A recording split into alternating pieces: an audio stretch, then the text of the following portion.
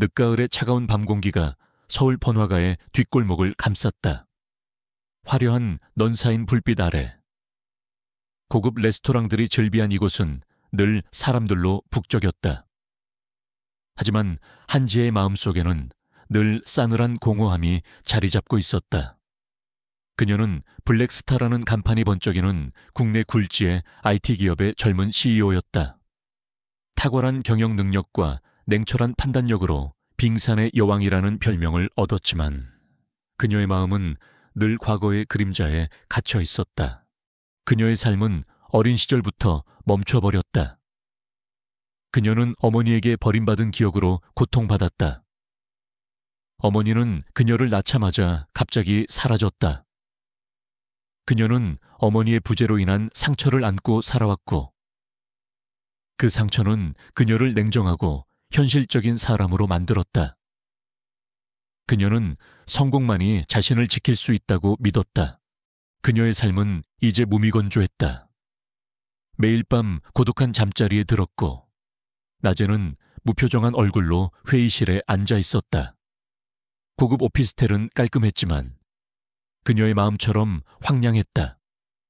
그녀는 자신의 성공을 증명하려는 듯 항상 더 많은 돈과 명예를 갈구했다. 그날 밤 그녀는 늦은 시간까지 회의를 마치고 귀가하고 있었다. 차가운 바람이 그녀의 뺨을 스쳤지만 그녀는 아무것도 느끼지 못했다. 그녀의 발걸음은 힘없이 바닥을 끌었다. 그때 그녀의 시선이 낡은 재래시장 골목으로 향했다. 시장은 이미 파장 분위기였고 낡은 포장마차들이 여기저기 널려 있었다. 그때 포장마차 한 구석에서 요란한 소리가 들려왔다. 시선이 닿은 곳에는 낡고 허름한 옷차림의 여인이 주저앉아 있었다. 그녀의 옆에는 부서진 리어카와 흩어진 국수 그릇들이 나뒹굴고 있었다. 건장한 남자 몇 명이 여인을 둘러싸고 있었다. 그들은 고급스러운 양복을 입고 있었지만 그들의 눈빛에는 오만함과 조롱이 가득했다. 그들 중 한 명은 이 지역 시장의 상인회 간부로 보이는 남자였다. 그는 낡은 시장의 이권을 장악하고 있는 지역 조폭들이었다. 이 거지 같은 년이 어딜 감히 우리가 누군 줄 알고 이딴 쓰레기를 여기다 뿌려놔. 상인회 간부로 보이는 남자가 소리쳤다. 그의 목소리에는 위협적인 기운이 감돌았다. 여인은 연신 고개를 숙이며 빌었다. 죄송합니다. 죄송합니다. 제가 실수했습니다. 상인회 간부는 여인의 머리채를 잡아 올렸다. 이 미친년이 아직 정신을 못 차렸군. 오늘 여기서 내 놈이 가진 거 다 내놔야 정신 차릴 거야. 여인의 얼굴은 공포에 질려 창백해졌다. 그녀의 눈에서는 뜨거운 눈물이 흘러내렸다. 그녀의 품에는 어린 딸이 웅크리고 있었다.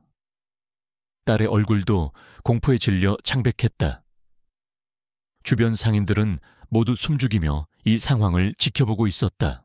누구도 감히 그들에게 맞설 수 없었다. 지혜의 눈빛이 섬뜩하게 변했다. 불의를 보고도 외면할 수 없었다. 그녀의 마음속에는 어릴 적 자신이 느꼈던 무력감과 분노가 다시 솟아올랐다. 그녀는 망설임 없이 여인에게 다가갔다. 이봐요. 지금 뭐 하는 짓입니까? 지혜가 소리쳤다. 그녀의 목소리는 차분했지만 그 속에는 단호함이 묻어 있었다. 상인회 간부는 지혜의 등장에 당황한 듯 했지만 이내 비웃었다. 어쭈 이 아가씨가 감히 내 일에 참견해. 내 놈이 누군데. 당신은 지금 약한 여인을 폭행하고 있습니다. 명백한 범죄입니다. 당장 멈추지 않으면 경찰에 신고하겠습니다. 지혜가 단호하게 말했다. 상인회 간부는 코웃음을 쳤다. 웃기지도 않는 소리. 이 거지 같은 년이 내 물건을 다 망쳐놨어. 내가 뭘 하든 상관없잖아. 그는 여인을 향해 발길질을 하려 했다. 지혜는 망설임 없이 그의 앞을 막아섰다. 지혜의 손에서 땀이 흘러내렸다. 상인회 간부는 지혜의 힘에 당황한 듯 뒤로 물러섰다. 이 미친년이 감히 나한테 대들어. 상인회 간부는 분노에 찬 목소리로 소리쳤다. 그는 지혜의 뺨을 향해 손을 뻗었다. 지혜는 그의 손을 피하며 몸을 날렸다. 그리고 그의 얼굴을 향해 주먹을 날렸다. 상인회 간부는 지혜의 예상치 못한 방역에 당황하며 뒤로 물러섰다. 그의 코에서는 피가 흘러내렸다. 이 미친년이 감히 나를 때려. 상인회 간부의 조직원들이 일제히 지혜를 향해 달려들었다. 지혜는 여인과 아이를 보호하려 했지만 그들의 수는 너무 많았다. 그녀는 고전했다. 그녀의 몸에는 상처가 늘어났지만 그녀는 포기하지 않았다. 그녀는 여인과 아이를 지켜야 했다. 그때 여인이 지혜의 손을 잡았다. 여인의 손은 거칠고 투박했지만 그 속에는 알 수 없는 따뜻한 온기가 느껴졌다. 여인은 지혜의 눈을 바라봤다. 그녀의 눈빛은 감사함과 함께 알 수 없는 깊은 의미를 담고 있었다. 고마워요, 아가씨. 여인의 목소리는 희미했지만 그 속에는 진심이 담겨 있었다. 상인회 간부는 여인과 지혜를 향해 맹렬하게 공격을 퍼부었다. 지혜는 여인을 품에 안은 채 그들의 공격을 막아냈다. 그때 멀리서 요란한 사이렌 소리가 들려왔다. 경찰차였다. 상인회 간부의 조직원들은 경찰의 등장에 당황하며 도주하기 시작했다. 상인회 간부도 비열하게 웃으며 사라졌다. 경찰이 도착했고 여인과 지혜는 응급처치를 받았다. 여인은 다행히 큰 부상은 아니었다. 지혜는 여인을 끌어안았다. 여인의 몸은 차갑고 거칠었지만 그 속에서 희미한 떨림이 느껴졌다. 그날 이후 지혜의 삶은 다시 시작되었다. 그녀는 여인과 아이를 구한 일에 대해 깊은 만족감을 느꼈다. 하지만 그녀의 마음속에는 알 수 없는 불안감이 맴돌았다. 상인회 간부의 마지막 경고가 그녀의 뇌리에서 떠나지 않았다. 오늘 일 잊지 않을 거야. 반드시 그 대가를 치르게 될 거야. 지혜는 직감했다. 이 사건은 결코 여기서 끝나지 않을 것이라고. 그리고 그녀는 이 모든 것을 끝내야 한다고 다짐했다. 늦가을의 차가운 밤 공기가 서울 번화가의 뒷골목을 감쌌다.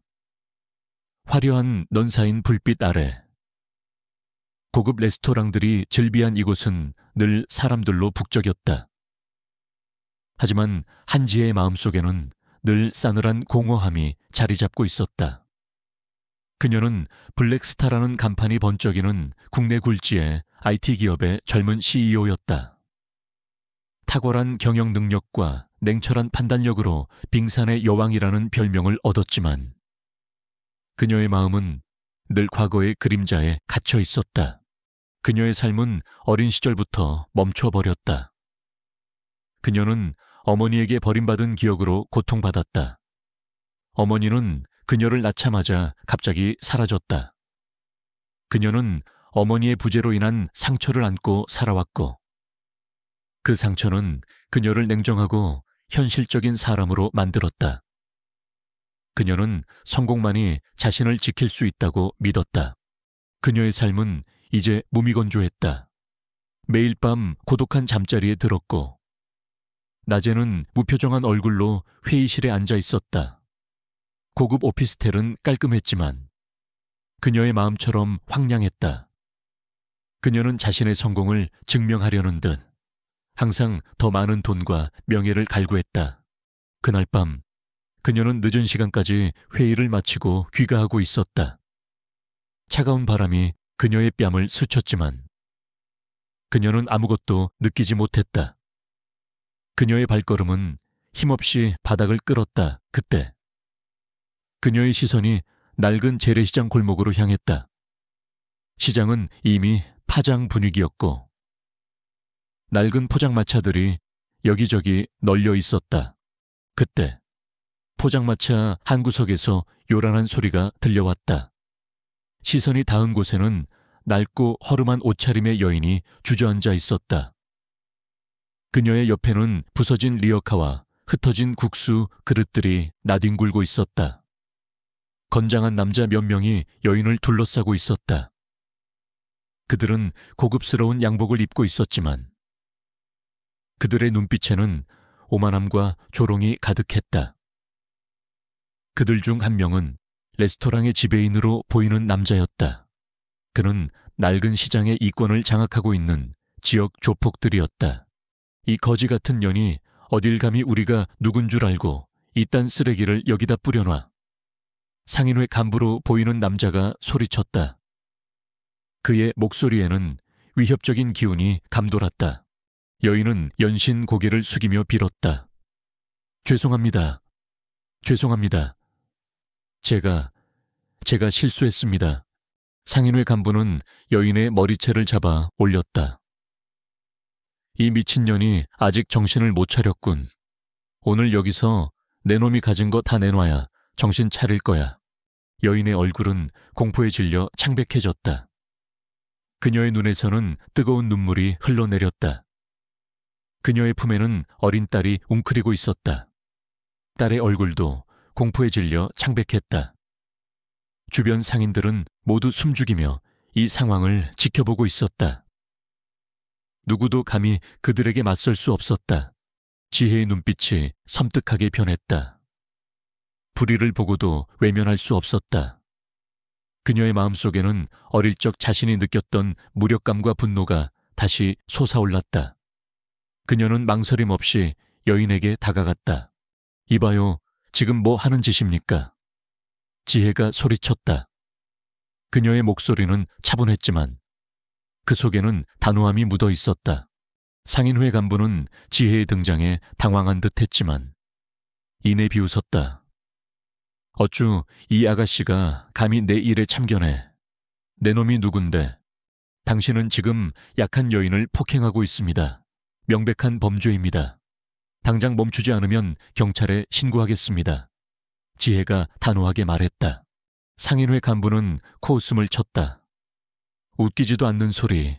이 거지 같은 년이 내 물건을 다 망쳐놨어. 내가 뭘 하든 상관없잖아. 그는 여인을 향해 발길질을 하려 했다. 지혜는 망설임 없이 그의 앞을 막아섰다. 지혜의 손에서 땀이 흘러내렸다. 상인회 간부는 지혜의 힘에 당황한 듯 뒤로 물러섰다. 이 미친년이 감히 나한테 대들어. 상인회 간부는 분노의 찬 목소리로 소리쳤다. 그는 지혜의 뺨을 향해 손을 뻗었다. 지혜는 그의 손을 피하며 몸을 날렸다. 그리고 그의 얼굴을 향해 주먹을 날렸다. 상인회 간부는 지혜의 예상치 못한 방역에 당황하며 뒤로 물러섰다. 그의 코에서는 피가 흘러내렸다. 이 미친년이 감히 나를 때려. 상인회 간부의 조직원들이 일제히 지혜를 향해 달려들었다. 지혜는 여인과 아이를 보호하려 했지만 그들의 수는 너무 많았다. 그녀는 고전했다. 그녀의 몸에는 상처가 늘어났지만 그녀는 포기하지 않았다. 그녀는 여인과 아이를 지켜야 했다. 그때 여인이 지혜의 손을 잡았다.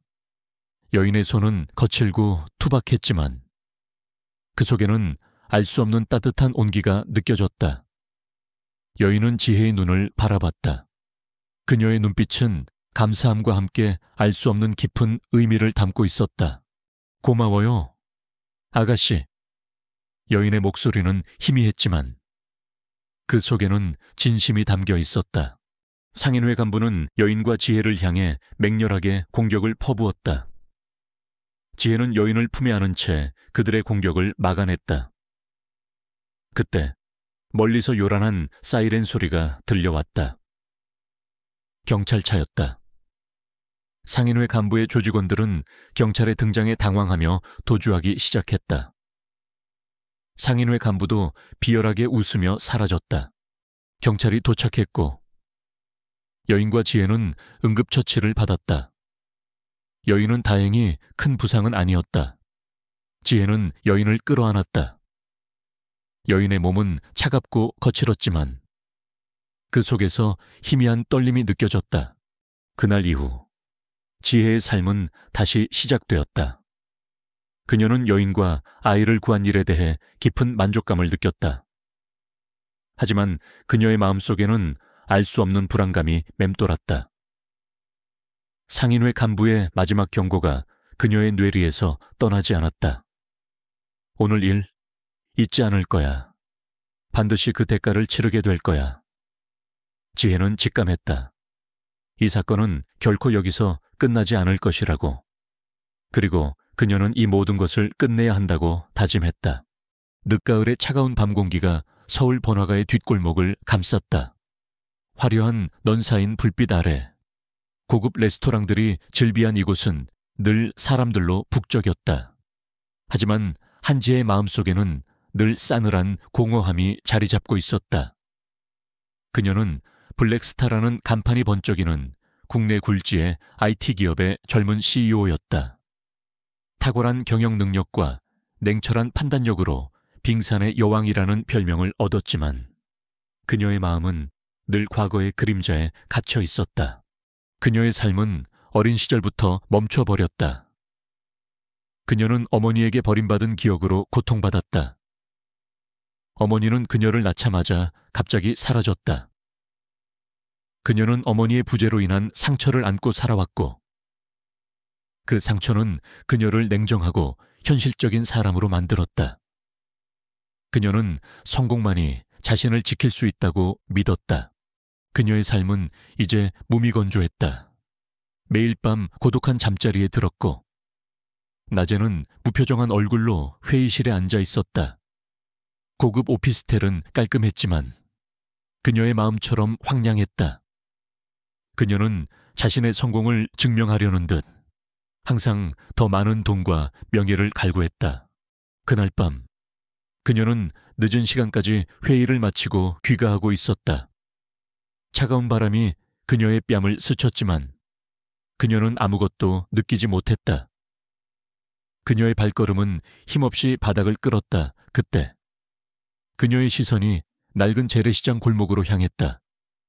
시장은 이미 파장 분위기였고 낡은 포장마차들이 여기저기 널려 있었다. 그때 포장마차 한 구석에서 요란한 소리가 들려왔다. 시선이 닿은 곳에는 낡고 허름한 옷차림의 여인이 주저앉아 있었다. 그녀의 옆에는 부서진 리어카와 흩어진 국수 그릇들이 나뒹굴고 있었다. 건장한 남자 몇 명이 여인을 둘러싸고 있었다. 그들은 고급스러운 양복을 입고 있었지만 그들의 눈빛에는 오만함과 조롱이 가득했다. 그들 중 한 명은 레스토랑의 지배인으로 보이는 남자였다. 그는 낡은 시장의 이권을 장악하고 있는 지역 조폭들이었다. 이 거지 같은 년이 어딜 감히 우리가 누군 줄 알고 이딴 쓰레기를 여기다 뿌려놔. 상인회 간부로 보이는 남자가 소리쳤다. 그의 목소리에는 위협적인 기운이 감돌았다. 여인은 연신 고개를 숙이며 빌었다. 죄송합니다. 죄송합니다. 제가 실수했습니다. 상인회 간부는 여인의 머리채를 잡아 올렸다. 이 미친년이 아직 정신을 못 차렸군. 오늘 여기서 내 놈이 가진 거 다 내놔야 정신 차릴 거야. 여인의 얼굴은 공포에 질려 창백해졌다. 그녀의 눈에서는 뜨거운 눈물이 흘러내렸다. 그녀의 품에는 어린 딸이 웅크리고 있었다. 딸의 얼굴도 공포에 질려 창백했다. 주변 상인들은 모두 숨죽이며 이 상황을 지켜보고 있었다. 누구도 감히 그들에게 맞설 수 없었다. 지혜의 눈빛이 섬뜩하게 변했다. 불의를 보고도 외면할 수 없었다. 그녀의 마음속에는 어릴 적 자신이 느꼈던 무력감과 분노가 다시 솟아올랐다. 그녀는 망설임 없이 여인에게 다가갔다. 이봐요, 지금 뭐 하는 짓입니까? 지혜가 소리쳤다.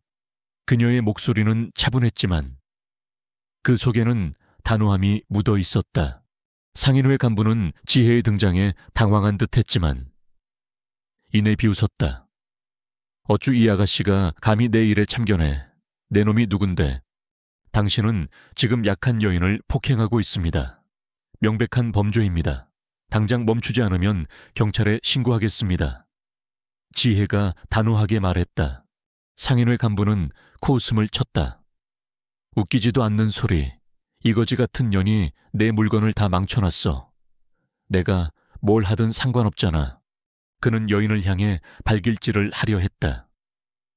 지혜는 망설임 없이 그의 앞을 막아섰다. 지혜의 손에서 땀이 흘러내렸다. 상인회 간부는 지혜의 힘에 당황한 듯 뒤로 물러섰다. 이 미친년이 감히 나한테 대들어. 상인회 간부는 분노에 찬 목소리로 소리쳤다. 그는 지혜의 뺨을 향해 손을 뻗었다. 지혜는 그의 손을 피하며 몸을 날렸다. 그리고 그의 얼굴을 향해 주먹을 날렸다. 상인회 간부는 지혜의 예상치 못한 방역에 당황하며 뒤로 물러섰다. 그의 코에서는 피가 흘러내렸다. 이 미친년이 감히 나를 때려. 상인회 간부의 조직원들이 일제히 지혜를 향해 달려들었다. 지혜는 여인과 아이를 보호하려 했지만 그들의 수는 너무 많았다. 그녀는 고전했다. 그녀의 몸에는 상처가 늘어났지만 그녀는 포기하지 않았다. 그녀는 여인과 아이를 지켜야 했다. 그때 여인이 지혜의 손을 잡았다. 여인의 손은 거칠고 투박했지만 그 속에는 알 수 없는 따뜻한 온기가 느껴졌다. 여인은 지혜의 눈을 바라봤다. 그녀의 눈빛은 감사함과 함께 알 수 없는 깊은 의미를 담고 있었다. 고마워요, 아가씨. 여인의 목소리는 희미했지만 그 속에는 진심이 담겨 있었다. 상인회 간부는 여인과 지혜를 향해 맹렬하게 공격을 퍼부었다. 지혜는 여인을 품에 안은 채 그들의 공격을 막아냈다. 그때 멀리서 요란한 사이렌 소리가 들려왔다. 경찰차였다. 상인회 간부의 조직원들은 경찰의 등장에 당황하며 도주하기 시작했다. 상인회 간부도 비열하게 웃으며 사라졌다. 경찰이 도착했고 여인과 지혜는 응급처치를 받았다. 여인은 다행히 큰 부상은 아니었다. 지혜는 여인을 끌어안았다. 여인의 몸은 차갑고 거칠었지만 그 속에서 희미한 떨림이 느껴졌다. 그날 이후 지혜의 삶은 다시 시작되었다. 그녀는 여인과 아이를 구한 일에 대해 깊은 만족감을 느꼈다. 하지만 그녀의 마음속에는 알 수 없는 불안감이 맴돌았다. 상인회 간부의 마지막 경고가 그녀의 뇌리에서 떠나지 않았다. 오늘 일 잊지 않을 거야. 반드시 그 대가를 치르게 될 거야. 지혜는 직감했다. 이 사건은 결코 여기서 끝나지 않을 것이라고. 그리고 그녀는 이 모든 것을 끝내야 한다고 다짐했다. 지하 실험실은 팽팽한 긴장감으로 가득 찼다. 최강우의 비열한 웃음과 무장한 조직원들의 위협적인 시선이 지혜를 짓눌렀다. 하지만 지혜의 눈빛은 흔들림 없었다. 어머니의 죽음, 이진우의 희생, 그리고 민호의 고통, 이 모든 것을 끝내야 한다는 결의가 그녀의 심장을 뜨겁게 달구었다. 그녀의 심장 속에서 블랙 스타 펜던트가 희미하게 빛나는 듯했다. 감히 나의 위대한 걸작을 방해하려 해 어리석은 것들. 이 아이는 세이렌 프로젝트의 최종 완성본이다. 이 아이를 깨우면 모든 것이 파괴될 거야. 최강우의 목소리는 광기로 가득했다. 그의 손에는 주사기가 들려 있었고 민호가 쓰러져 있는 침대를 향해 다가갔다. 지혜는 충격에 빠졌다. 민호가 살아있었다니. 그리고 최강우는 민호를 이용해 세이렌 프로젝트의 최종 목표를 완성하려 했던 것이다. 민호의 목덜미에 있는 뱀 문신이 섬뜩하게 번뜩였다. 녀석의 눈빛은 슬픔과 함께 간절함을 담고 있었다. 최강우는 주사기를 들어 민호에게 약물을 주입하려 했다. 지혜는 본능적으로 몸을 던졌다. 그녀는 최강우를 향해 달려들었고 그와 몸싸움을 벌였다. 최강우의 힘은 예상외로 강했다. 광기에 휩싸인 그의 눈은 더욱 붉게 빛났다. 그의 팔에는 뱀 문신이 선명하게 새겨져 있었다. 지혜의 악몽 속에 등장했던 바로 그 그림자 같은 남자였다. 감히 나의 실험을 방해하려 해. 이 미물 따위가. 최강우가 소리쳤다. 최강우는 지혜의 목을 움켜쥐었다. 지혜는 숨이 막혔다. 그녀의 머릿속에는 어머니와 이진우, 그리고 민호의 모습이 교차했다. 그녀는 이대로 포기할 수 없었다. 그녀는 블랙스타 펜던트를 꽉 움켜쥐었다. 펜던트에서 뿜어져 나오는 빛은 이제 그녀의 눈을 붉게 물들였다. 그녀의 눈빛은 분노와 복수심으로 이글거렸다. 그녀는 이 모든 것을 끝내야 했다. 그때 민호가 최강우를 향해 맹렬하게 달려들었다. 녀석은 최강우의 팔에 새겨진 뱀 문신을 향해 이빨을 드러냈다. 뱀 문신은 검은 피를 흘리며 일그러졌다. 최강우는 고통에 절규하며 뒤로 물러섰다. 그의 힘은 약해지는 듯했다. 민호는 유리관이 파괴되자 최강우의 다리를 물고 놓지 않았다. 녀석은 최강우를 향해 격렬하게 낑낑거렸다.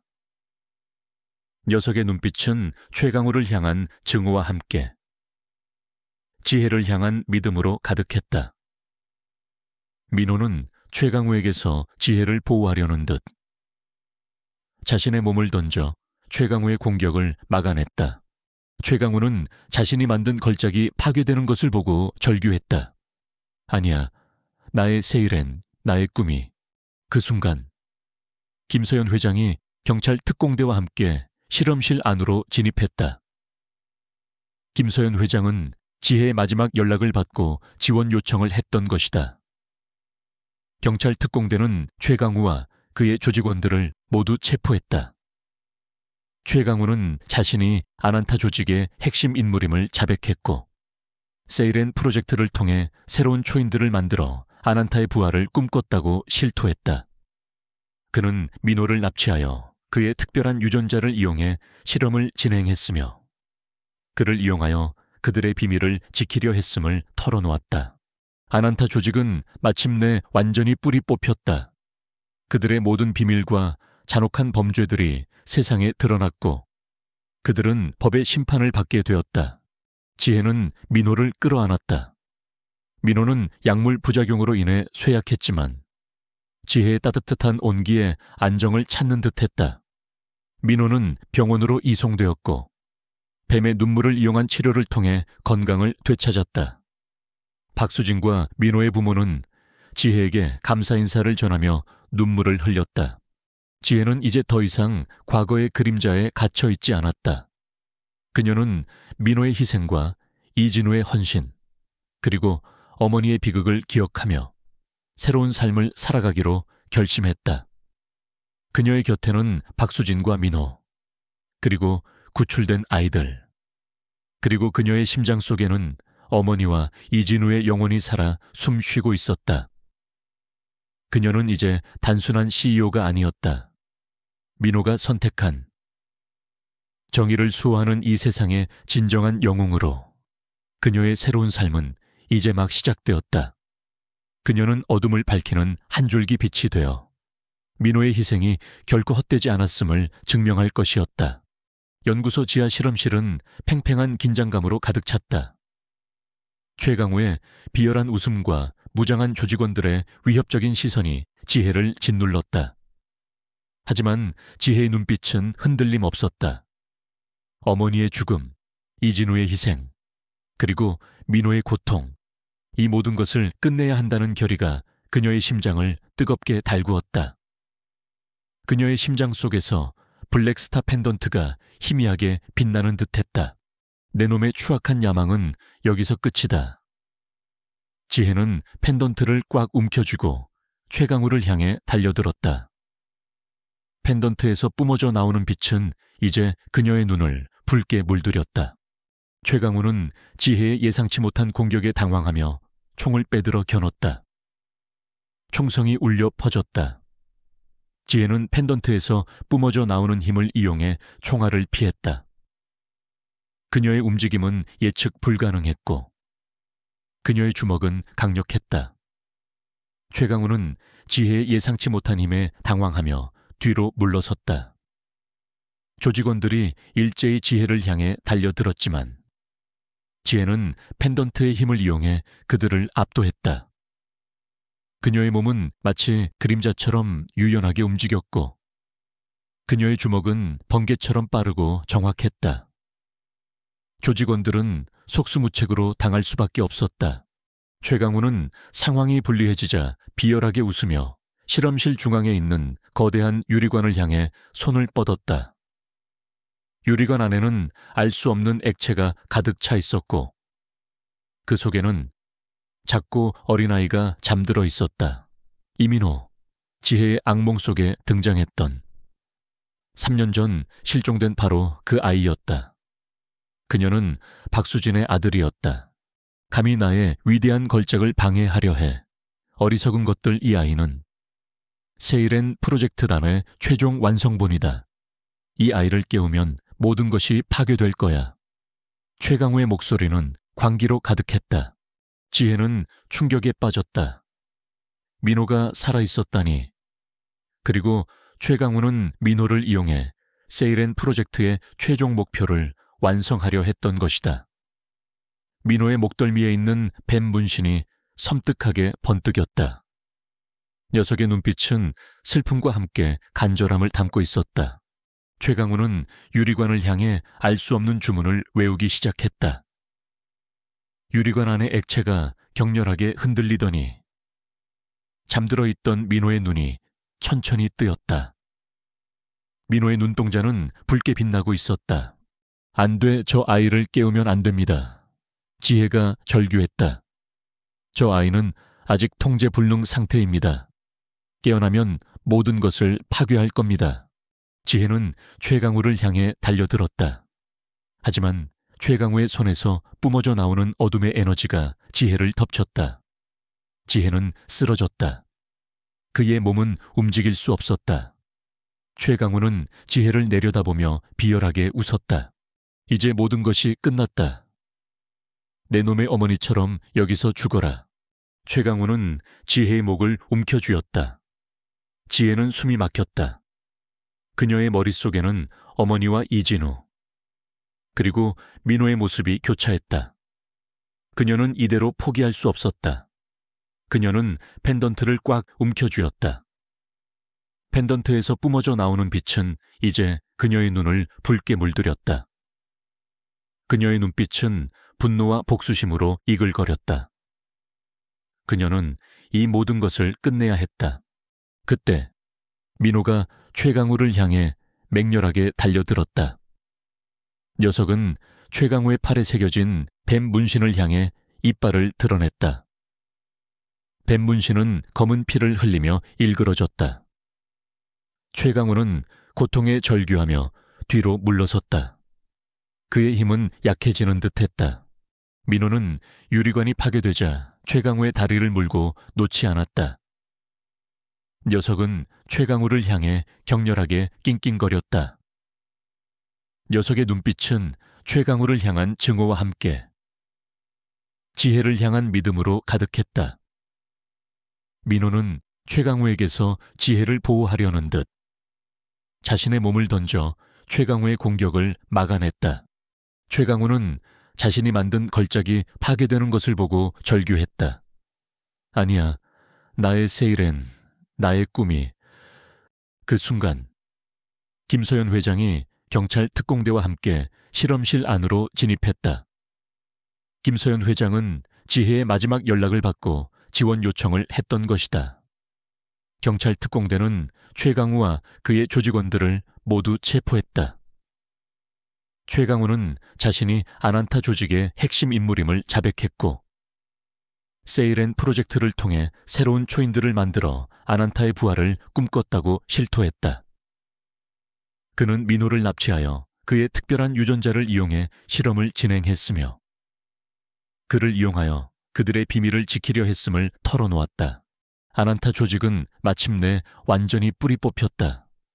그들의 모든 비밀과 잔혹한 범죄들이 세상에 드러났고 그들은 법의 심판을 받게 되었다.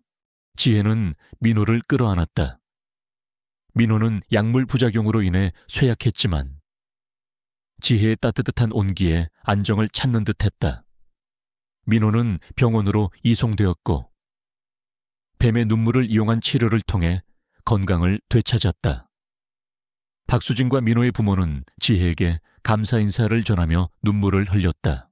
지혜는 이제 더 이상 과거의 그림자에 갇혀있지 않았다.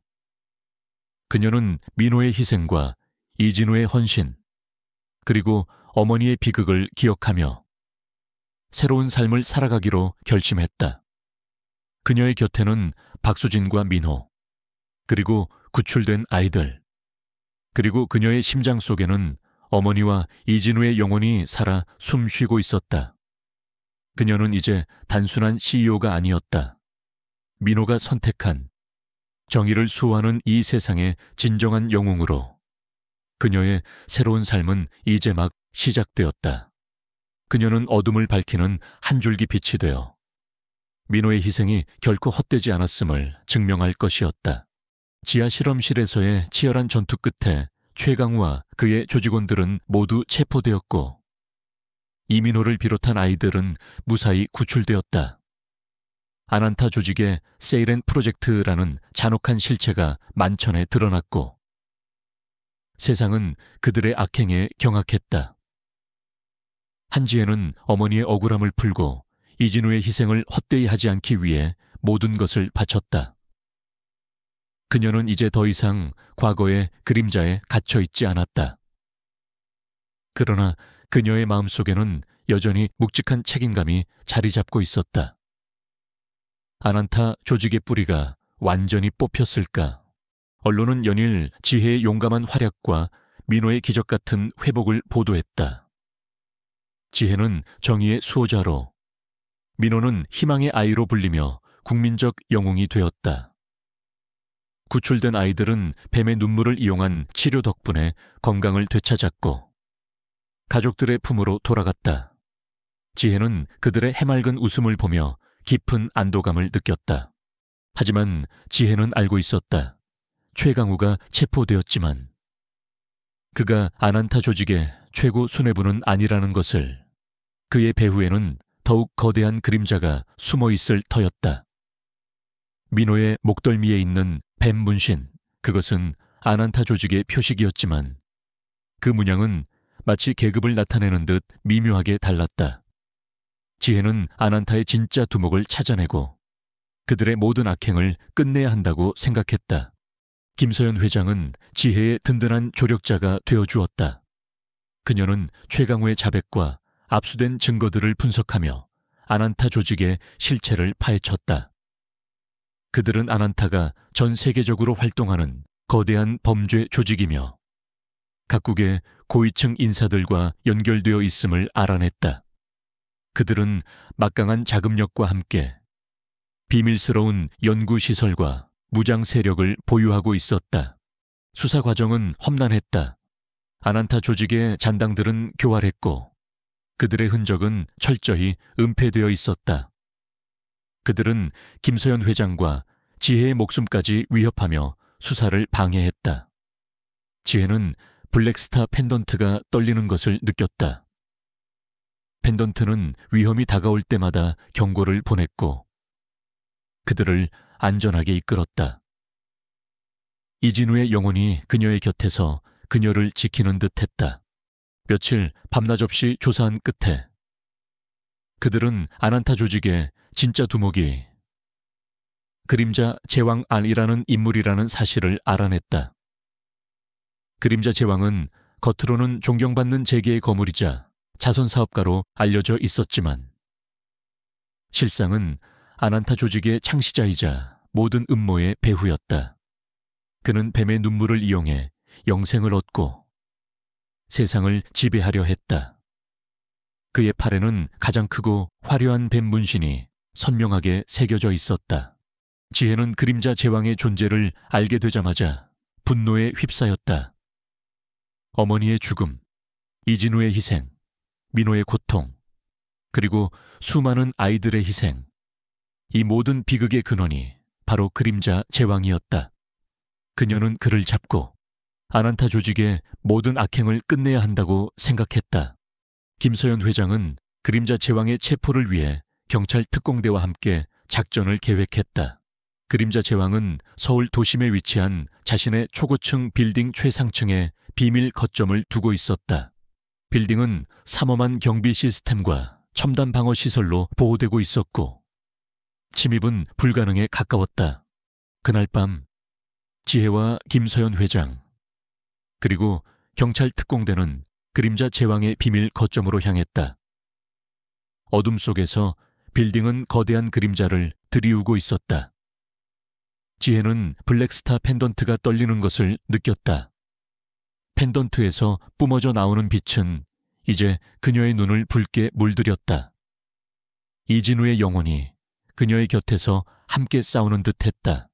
경찰 특공대가 빌딩 안으로 진입했다. 하지만 그림자 제왕은 이미 그들의 침입을 감지하고 있었다. 빌딩 내부는 순식간에 아수라장이 되었다. 무장한 경호원들이 사방에서 나타나 그들을 공격했다. 지혜는 블랙스타 펜던트의 힘을 이용해 그들을 압도했다. 그녀의 움직임은 예측 불가능했고 그녀의 주먹은 강력했다. 그녀는 경호원들을 제압하며 그림자 제왕의 거점으로 향했다. 그들이 도착한 곳은 빌딩 최상층에 위치한 그림자 제왕의 개인 집무실이었다. 집무실은 화려하고 웅장했지만 그 안에서 느껴지는 음산한 기운은 지혜의 온몸에 소름을 돋게 했다. 집무실 중앙에는 거대한 책상이 놓여 있었고 그 뒤에 그림자 제왕이 앉아 있었다. 그의 팔에는 가장 크고 화려한 뱀 문신이 선명하게 새겨져 있었다. 그의 눈빛은 냉혹하고 잔혹했다. 결국 여기까지 왔군. 백구의 힘을 가진 자여. 하지만 내 놈이 감히 나를 막을 수 있을 것 같으냐. 그림자 제왕이 비열하게 웃었다. 그의 목소리는 낮게 깔렸지만 그 속에는 세상을 지배하려는 광기가 담겨 있었다. 그는 지혜를 향해 손을 뻗었다. 그의 손에서 알 수 없는 에너지가 뿜어져 나왔다. 지혜는 본능적으로 몸을 피했다. 그림자 제왕의 힘은 예상외로 강했다. 그는 아난타 조직의 창시자이자 뱀의 눈물을 이용해 초월적인 능력을 얻은 존재였다. 그림자 제왕은 지혜에게 맹렬하게 공격을 퍼부었다. 지혜는 고전했다. 그녀의 움직임은 빠르고 정확했으며 그녀의 공격은 강력했다. 지혜의 몸은 상처투성이가 되었다. 하지만 그녀는 포기하지 않았다. 어머니의 죽음, 이진우의 희생, 그리고 수많은 아이들의 고통이 그녀에게 용기를 불어넣었다. 그녀는 블랙스타 펜던트를 꽉 움켜쥐었다. 펜던트에서 뿜어져 나오는 빛은 이제 그녀의 몸을 감싸는 듯했다. 그녀의 눈이 붉게 빛나기 시작했다. 그녀는 그림자 제왕의 공격을 피하며 그의 팔에 새겨진 뱀 문신을 향해 주먹을 날렸다. 뱀 문신이 새겨진 살같이 찢어지며 검은 피가 쏟아져 나왔다. 그림자 제왕은 고통에 절규하며 쓰러졌다. 그의 힘은 약해지는 듯했다. 이럴 수가 나의 힘이... 그때 경찰 특공대가 집무실 안으로 진입했다.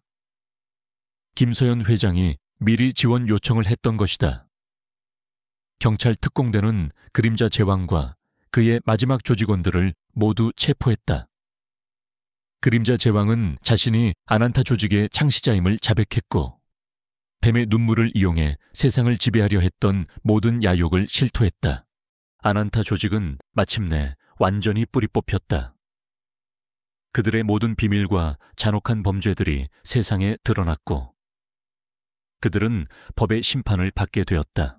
아난타 조직의 모든 잔당들이 체포되고 세이렌 프로젝트의 모든 비밀이 만천에 드러나면서 세상은 오랜 혼란과 고통 끝에 마침내 평화를 되찾았다. 언론은 연일 정의의 승리를 보도했고 한지혜는 영웅으로 불리며 국민적 영웅이 되었다. 하지만 그녀의 마음속에는 이진우와 민호, 그리고 어머니의 묵직한 책임감과 함께 영원히 지워지지 않을 상처가 자리 잡고 있었다. 지혜는 더 이상 블랙스타의 CEO로 남지 않았다. 그녀는 과거의 그림자에 갇히고 싶지 않았다. 그녀는 자신의 성공과 돈이 진정한 행복을 가져다 주지 않는다는 것을 깨달았다. 그녀는 자신이 가진 모든 것을 이용해 어둠 속에 숨겨진 악을 찾아내고 약한 자들을 보호하는 그림자 수호자가 되기로 결심했다. 김서연 회장은 지혜의 선택을 지지하며 그녀의 든든한 조력자가 되어 그림자 수호자의 활동을 전폭적으로 지원하기로 했다. 그들은 첫 번째 임무로 오랫동안 미제 사건으로 남아있던 연쇄 실종 사건을 파헤치기 시작했다. 실종자들은 모두 특정 유전자를 가진 아이들이었고 그들은 모두 아난타 조직과 관련된 고아원에서 생활했던 아이들이었다. 지혜는 직감했다. 아난타 조직의 잔당들이 여전히 세이렌 프로젝트 퀘런즈의 후속 작업을 진행하고 있을 것이라고. 지혜와 김서연 회장 그리고 김영철 경위는 실종된 아이들의 부모들을 만났다. 부모들은 절망과 슬픔에 잠겨 있었다. 지혜는 그들의 고통을 누구보다 잘 이해했다. 그녀는 블랙스타 펜던트에서 뿜어져 나오는 온기를 느끼며 아이들을 반드시 찾아주겠다고 약속했다. 수사 과정은 험난했다. 아난타 조직의 잔당들은 교활했고 그들의 흔적은 희미했다. 하지만 지혜의 감각은 더욱 날카로워져 있었다. 그녀는 블랙스타 펜던트가 떨리는 방향으로 움직이며 어둠 속에 숨겨진 진실을 찾아 나갔다. 펜던트는 위험이 다가올 때마다 경고를 보냈고 그들을 안전하게 이끌었다. 며칠간의 추적 끝에 그들은 서울 외곽에 버려진 연구시설을 찾아냈다.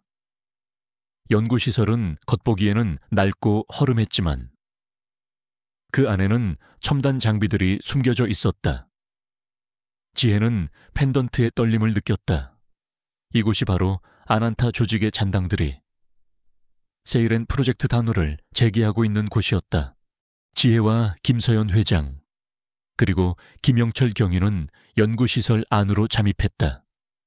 연구시설 내부는 미로처럼 복잡했고 낡은 실험 기구들이 음산한 분위기를 풍겼다. 그들은 소리 없이 움직이며 주변을 살폈다. 그때 희미한 아이들의 울음소리가 들려왔다. 아이들은 연구시설 깊숙한 곳에 감금되어 있었다. 지혜와 김서연 회장 그리고 김영철 경위는 아이들의 울음소리를 따라갔다. 그들이 도착한 곳은 거대한 철창이 놓인 실험실이었다. 철창 안에는 실종된 아이들이 갇혀 있었고 그들은 모두 약물에 취한 듯 의식이 희미했다. 그리고 실험실 중앙에는 낡은 실험복을 입은 한 노인이 서 있었다. 노인의 팔에는 뱀 문신이 희미하게 새겨져 있었다. 그는 아난타 조직의 마지막 과학자 닥터 그림자였다. 결국 여기까지 왔군. 백구의 힘을 가진 자여. 하지만 내 놈이 감히 나의 위대한 프로젝트를 방해할 수 있을 것 같으냐. 닥터 그림자가 비열하게 웃었다. 그의 뒤에는 무장한 조직원들이 서 있었다. 지혜는 블랙스타 펜던트를 꽉 움켜쥐었다. 펜던트에서 뿜어져 나오는 빛은 이제 그녀의 눈을 붉게 물들였다. 그녀의 눈빛은 분노와 복수심으로 이글거렸다. 그녀는 아이들을 구하고 닥터 그림자의 잔혹한 프로젝트를 끝내야 했다. 내 놈의 추악한 야망은 여기서 끝이다. 지혜는 닥터 그림자를 향해 달려들었다. 닥터 그림자는 총을 빼들어 지혜를 향해 겨눴다.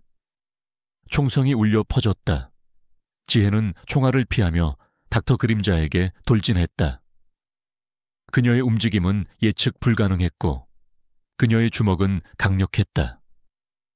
닥터 그림사는 민서의 예상치 못한 힘에 당황하며 뒤로 물러섰다. 조직원들은 민서에게 달려들었지만 민서는 가디언의 힘을 이용해 그들을 압도했다. 소연은 아이들을 구하기 위해 철창문을 열려 했다. 하지만 철창문은 굳게 잠겨 있었다. 소연은 펜던트를 향해 손을 뻗었다. 펜던트에서 뿜어져 나오는 빛이 철창문에 닿자마자 철창문이 굉음을 내며 열리기 시작했다. 지혜의 힘이 그들에게 또 다른 기적을 선사한 것이다. 아이들이 철창 밖으로 뛰쳐나왔다. 소연은 아이들을 보호하며 실험실 밖으로 대피시켰다. 닥터 그림자는 아이들이 도망치는 것을 보고 분노에 휩싸였다. 젠장 내 위대한 걸작들이. 그는 민서를 향해 달려들었다. 그의 팔에 새겨진 뱀 문신이 붉게 빛났다. 그의 손에서 알 수 없는 에너지가 뿜어져 나왔다. 민서는 닥터 그림자의 공격을 피하며 그의 팔에 새겨진 뱀 문신을 향해 주먹을 날렸다. 뱀 문신이 새겨진 살같이 찢어지며 검은 피가 쏟아져 나왔다. 닥터 그림사는 고통에 절규하며 쓰러졌다. 그의 힘은 약해지는 듯했다. 그때 경찰 특공대가 연구시설 안으로 진입했다. 김영철 경위가 지원 요청을 했던 것이다. 경찰 특공대는 닥터 그림자와 그의 조직원들을 모두 체포했다. 닥터 그림사는 자신이 아난타 조직의 마지막 잔당임을 자백했고 세이렌 프로젝트를 통해 새로운 초인들을 만들어 아난타의 부활을 꿈꿨다고 실토했다. 아난타 조직은 마침내 완전히 뿌리 뽑혔다. 그들의 모든 비밀과 잔혹한 범죄들이 세상에 드러났고 그들은 법의 심판을 받게 되었다. 지혜는 아이들을 끌어안았다. 아이들은 공포에 질려 떨고 있었지만 지혜의 따뜻한 온기에 안정을 찾는 듯했다. 아이들은 병원으로 이송되었고 뱀의 눈물을 이용한 치료를 통해 건강을 되찾았다. 부모들은 지혜에게 감사 인사를 전하며 눈물을 흘렸다. 지혜는 이제 더 이상 과거의 그림자에 갇혀 있지 않았다. 그녀는 이진우와 민호, 그리고 어머니의 희생을 기억하며 새로운 삶을 살아가기로 결심했다. 그녀는 블랙스타의 지분 대부분을 사회에 환원하고 남은 자산으로 희망재단을 설립했다. 희망재단은 아난타 조직으로부터 희생된 아이들을 돕고 사회의 어둠 속에 숨겨진 부조리를 파헤치며 정의를 실현하는 것을 목표로 했다. 그녀의 곁에는 박수진과 민호가 있었고 그녀의 심장 속에는 어머니와 이진우의 영혼이 살아 숨쉬고 있었다. 그녀는 이제 단순한 CEO가 아니었다. 진정한 사랑과 정의를 수호하는 이 세상의 그림자 수호자로 그녀의 새로운 삶은 이제 막 시작되었다. 그녀는 어둠을 밝히는 한 줄기 빛이 되어 그들의 희생이 결코 헛되지 않았음을 증명할 것이었다.